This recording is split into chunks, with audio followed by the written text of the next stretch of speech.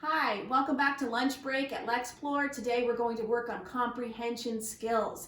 It is super important to help our children develop good reading thinking habits. When we have these good thinking habits, it helps us better understand and comprehend the text. So today's skill we're going to talk about is inferences. Well, what is an inference? An inference is when we're using information from the text and information that we already know, and we bring that together to draw a conclusion, okay? The information that we get from the text, that's our evidence. Bringing the child back to the text and having them point out where the specific evidence is very helpful. And what I already know, that's the reasoning, okay? So let's take an example. We can use inferencing throughout all reading levels. Let's take a look at how we can inference with the Diary of the Wimpy Kid.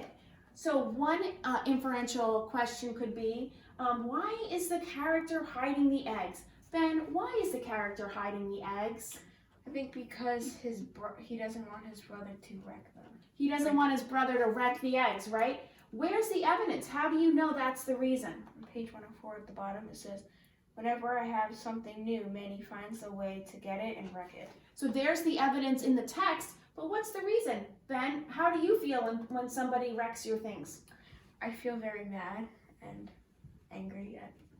So that would be a reason, right, to then hide the eggs, okay? So it's also a good habit to have your child make little notes on Post-it notes to put in there, so you can have them make inferences and cite the evidence by writing where they find it in the book, where they find the evidence for their inference in the book, okay? And we can bring it down to pre-K level.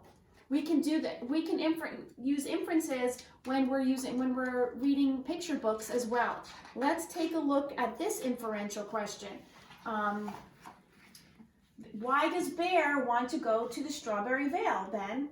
Because he just woke up from hibernation and he is hungry. He is hungry and he is thin. And where do you see that in the text? Right there. So if you're reading to a little one, you can say right here it says, very hungry and thin, okay? And Ben, what do you like to do when you're hungry? Eat.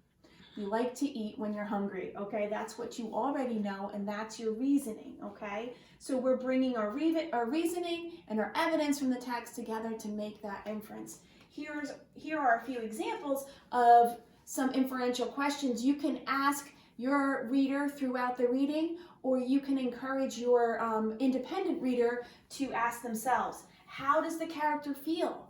Well, bring it back to the evidence. How do you know? What are some of the clues that let you know how that character feels? Why did the character do that? Ask why a character is doing something in the story. And then what clues tell you that? What are the pieces of information in the text or the evidence that let you know why a character is doing that, okay? And what will the character do next? Make predictions about what the character can do. Why and how do you know? These are some quick tools that you can use to help your child develop good reading habits, okay? And help them comprehend and think more deeply about their reading.